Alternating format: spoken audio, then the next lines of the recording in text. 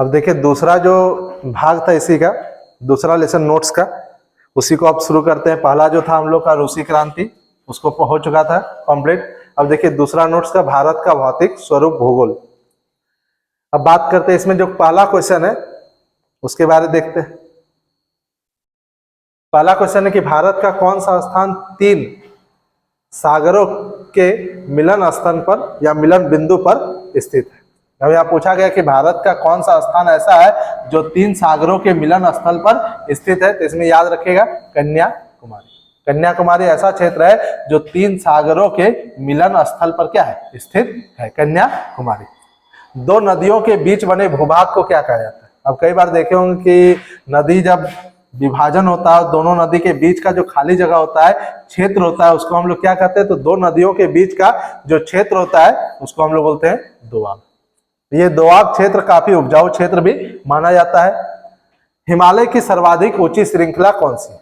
अब इसके बारे में कई बार याद रखिएगा, कंफ्यूजन होता है हम लोग का कि हिमालय का सबसे जो ऊंचा चोटी है उसको माउंट एवरेस्ट के रूप में माना जाता है कि माउंट एवरेस्ट हिमालय का सबसे ऊंचा चोटी है। लेकिन कई बार स्टूडेंट हम लोग कंफ्यूजन कर जाते हैं कि हिमालय ना देखे वहां भारत या नेपाल शब्द जैसे का प्रयोग होता है। जैसे देखिए हिमालय की सर्वाधिक ऊंची श्रृंखला कौन सी, अगर ये क्वेश्चन पूछा है तो इसका आंसर क्या होगा, एवरेस्ट, माउंट एवरेस्ट।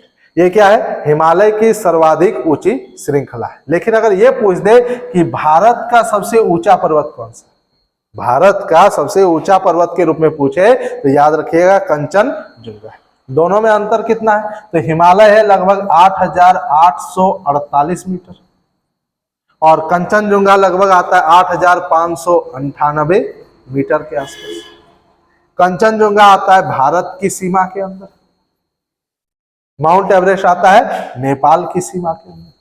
अगर किसी को माउंट एवरेस्ट चढ़ना है तो नेपाल के सरकार से आदेश लेगा, समझिए। तो बस वही है, एवरेस्ट जो है वो नेपाल में आएगा और कंचनजुंगा भारत के अंदर आएगा। अगर भारत शब्द का प्रयोग है, भारत का सबसे ऊंचा चोटी, तो उसके लिए कौन सा, कंचनजुंगा। और अगर सिर्फ बोला कि हिमालय का सबसे ऊंचा चोटी और कोई देश का नाम नहीं रहेगा तो आप लिखिएगा एवरेस्ट। आगे देखिए, हिमालय भारत के किस भाग में स्थित। अब भारत का आप लोग को चौहद्दी बताए होंगे, सीमा क्षेत्र। तो जब ये बताए होंगे तो इसमें एक सिंपल सा साधारण है कि भारत जो है वह हिमालय भारत के किस भाग में स्थित है, तो याद रखिएगा उत्तरी भाग, उत्तर का जो हिस्सा है वहीं पर आपका क्या स्थित है, हिमालय स्थित है। आगे देखिए, हिमालय की सबसे बाहरी श्रृंखला को क्या कहा जाता है, तो हिमालय का जो सबसे बाहरी श्रृंखला है उसको शिवालिक कहा जाता है। हिमालय का सबसे बाहरी श्रृंखला को शिवालिक कहा जाता है। विस्तृत ऊपर उठा हुआ भूभाग जिसके ऊपर के भाग अपेक्षाकृत समतल होते हैं क्या कहलाते हैं, तो ऐसे भाग को क्या कहते हैं, पठार। जिसका ऊपर तो उठा हुआ लेकिन होगा, लेकिन वह क्या होगा, इस तरह का समतल होगा, जमीनी क्षेत्र होगा समतल, तो उसको हम लोग क्या कहेंगे, पठार कहेंगे। अरब सागर में भारत का कौन सा द्वीप समूह है, तो भारत में द्वीप समूह कहेगा, पहले ही समझिए। तो भारत में 2 द्वीप समूह, पहला बंगाल की खाड़ी और दूसरा अंडमान निकोबार। बंगाल की खाड़ी कहाँ है, सॉरी, बंगाल की खाड़ी में एक द्वीप समूह है हमारा अंडमान निकोबार और दूसरा जो द्वीप समूह है वह लक्षद्वीप समूह। तो याद रखिएगा कि यहाँ कहा गया कि अरब सागर में भारत का कौन सा द्वीप समूह है, तो अरब सागर का जब बात करेंगे तो अरब सागर में आता है लक्षद्वीप समूह।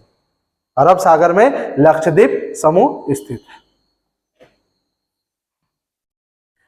किसे बादलों और वर्षा का राज्य कहा जाता है, किसे बादलों और वर्षा का राज्य कहा जाता है, तो याद रखिएगा कि बादल और वर्षा का राज्य में किसको कहा जाता है, मेघालय। मेघालय जो है वो बादल और वर्षा का। किसके उत्तर में अंगारा भूमि था, तो अंगारा भूमि किसके उत्तर में था, गोंडवाना लैंड। एक स्थलीय भाग जो तीनों और समुद्र से घिरा हो उसे क्या कहते हैं, प्रायद्वीप। अगर कोई भी ऐसा स्थलीय भाग है जिसके तीनों और समुद्र रहेगा तो उसको क्या कहेंगे, प्रायद्वीप। तो भारत को भी हम लोग क्या कहते हैं, प्रायद्वीप कहते हैं, क्योंकि भारत के तीनों क्षेत्र में क्या है, समुद्र पानी घिरा हुआ है। 11 नंबर देखिए, भारत के पूर्वी भाग में म्यांमार की सीमा का निर्धारण करने वाले, म्यांमार की सीमा का निर्धारण करने वाले पर्वतों का संयुक्त नाम है। पर्वतों का जो संयुक्त नाम है, तो संयुक्त नाम क्या है, पूर्वांचल। उनका संयुक्त नाम क्या हो जाएगा, पूर्वांचल। गोवा के दक्षिण में स्थित पश्चिम तटीय पट्टी का क्या नाम है? तो कोकन हो जाएगा। गोवा के दक्षिण में जो स्थित पश्चिम तटीय पट्टी है उसी पट्टी को हम लोग क्या कहते हैं? कोकन कहते हैं। पूर्वी घाट का सबसे ऊंचा शिखर के रूप में याद रखिएगा, पूर्वी घाट का जो सबसे ऊंचा शिखर है वो महेंद्रगिरी। महेंद्रगिरी को पूर्वी घाट का सबसे ऊंचा शिखर माना जाता है। भारत की सबसे बड़ी, अब यहां एक चीज को याद रखिएगा, सबसे बड़ी खारे पानी की झील का नाम लिखें। अब भारत का सबसे बड़ा जो खारे पानी का झील है वह कौन सा झील है? चिल्का झील। और निम्न में से कौन प्राकृतिक झील है? तो उसका भी आंसर होगा चिल्का झील। तो चिल्का झील आप दोनों में लिख सकते हैं कि निम्न में से कौन प्राकृतिक झील है, तो उसमें भी आप चिल्का झील का उपयोग कर सकते हैं। और दूसरा सबसे बड़ी खारे पानी का झील, तो वह भी आपका चिल्का झील। आगे देखिए, भारत को भौगोलिक आकृति के दृष्टिकोण से कितने भाग में बांटा जाता है? अब भारत जो है वो भौगोलिक क्षेत्र में जब बांटने की बात करते हैं तो वह कितने भाग में विभाजित होती है? तो टोटल 6 भाग। इन 6 भाग का नाम भी हम लोग पढ़ चुके हैं, कौन कौन सा 6 भाग में बांटा गया। पूर्वांचल श्रृंखला का कौन सा भाग नहीं है? इनमें से कौन सा ऐसा भाग है जो पूर्वांचल श्रृंखला में शामिल नहीं होता है? तो याद रखिएगा शिवालिक पर्वत। शिवालिक पर्वत को पूर्वांचल श्रृंखला में शामिल नहीं किया जाता। विश्व का सबसे ऊंचा शिखर माउंट एवरेस्ट कौन सा देश में? अभी बताया आपको, विश्व का जो सबसे ऊंचा शिखर है माउंट एवरेस्ट, वो देश पूछेगा तो कौन सा देश आएगा? नेपाल आएगा। नेपाल में यह स्थित है। अगला क्वेश्चन देखिए, भारत का एकमात्र सक्रिय ज्वालामुखी स्थित है। अब भारत का जो एकमात्र सक्रिय ज्वालामुखी वह कहां स्थित है? तो याद रखिएगा बेरन द्वीप। कौन सा द्वीप में? बेरन द्वीप में। तो बेरन द्वीप में भारत का एकमात्र सक्रिय ज्वालामुखी स्थित है। परवाल भीति के द्वीप समूह को किस नाम से जाना जाता है? यह किस द्वीप का निर्माण परवाल भीति से हुआ है? तो इसमें याद रखिएगा इनमें सभी हो जाएगा। लक्षद्वीप भी, अंडमान भी, निकोबार भी, तीनों का तीनों किस तरह का द्वीप है? परवाल भीति का। परवाल भीति का द्वीप समूह। आगे देखिए क्वेश्चन, उसके बाद का क्वेश्चन है विश्व में हिमालय की सबसे बाहरी श्रृंखला कौन सी है? ये क्वेश्चन हल्का रिपीट हुआ है, शिवालिक। हिमालय की सबसे बाहरी श्रृंखला शिवालिक है। संसार का सबसे ऊंचा शिखर कौन सा है? तो संसार का सबसे ऊंचा शिखर माउंट एवरेस्ट।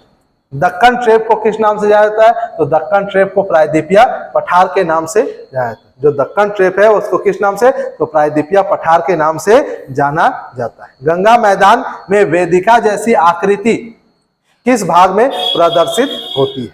गंगा मैदान में वेदिका जैसी आकृति, गंगा मैदान में पूछा गया, गंगा मैदान में वेदिका जैसी आकृति किस भाग में प्रदर्शित होती है, मतलब दिखाई देती है? तो इसमें याद रखिएगा आपका आंसर हो जाएगा भांगर। जो भांगर क्षेत्र है उसी क्षेत्र में ऐसी प्रदर्शित होती है आकृति। सतलुज एवं सिंधु के बीच स्थित हिमालय के भाग को किस नाम से जाना जाता है? किसके बीच? सतलुज और सिंधु नदी के बीच जो हिमालय है उसे किस नाम से? पंजाब हिमालय के नाम से जाना जाता है। पटकाई, नागा, मिजो, मणिपुर निम्न में से किनके नाम है? अब यहाँ पूछा गया पटकाई, नागा, मिजो, मणिपुर ये किसके नाम है? तो ये हो जाएगा पहाड़ियों के नाम है। ये किनके नाम है? पहाड़ियों के नाम है।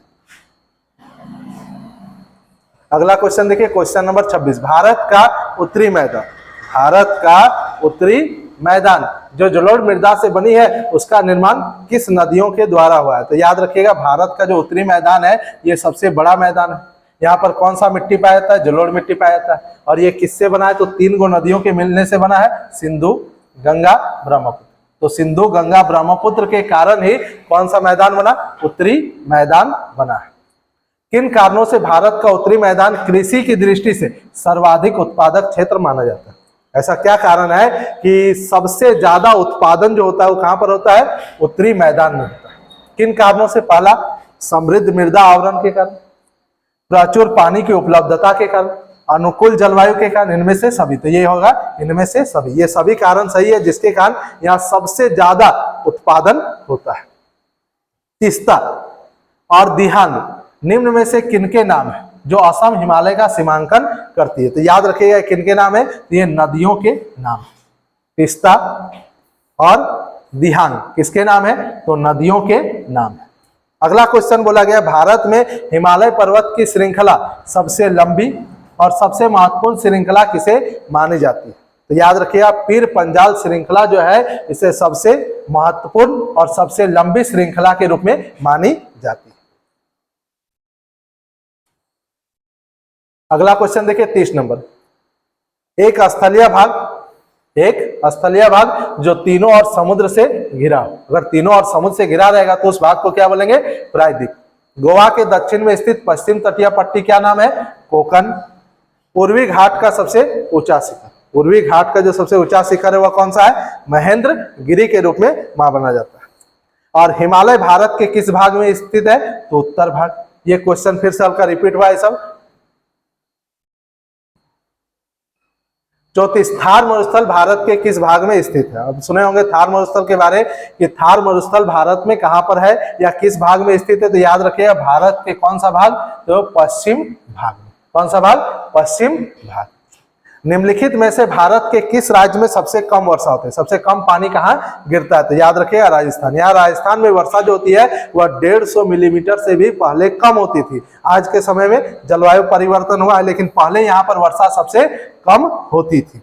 झेलम, चेनाब, रावी, व्यास और सतलुज, ये किनके नाम है? तो यहाँ ये जो नाम बोले गए वो किनके हैं? नदी के नाम है। झेलम, रावी, चेनाब, सतलुज और व्यास, ये किनके नाम हो जाएंगे? नदी के नाम हो जाएंगे। और लास्ट है क्वेश्चन कि लूनी किस क्षेत्र की, जो लूनी है वह किस क्षेत्र की नदी है? तो याद रखिएगा, कौन सा क्षेत्र? पश्चिमी गुजरात। जो लूनी है वह किस क्षेत्र की नदी है? पश्चिमी गुजरात की नदी है। तो लूनी के बारे में याद रखिएगा। और लूनी राजस्थान की सबसे बड़ी नदी भी बताए थे, ये पश्चिमी गुजरात। ये आपका दूसरा लेसन भूगोल का पूरा कंप्लीट हो गया। Thank you.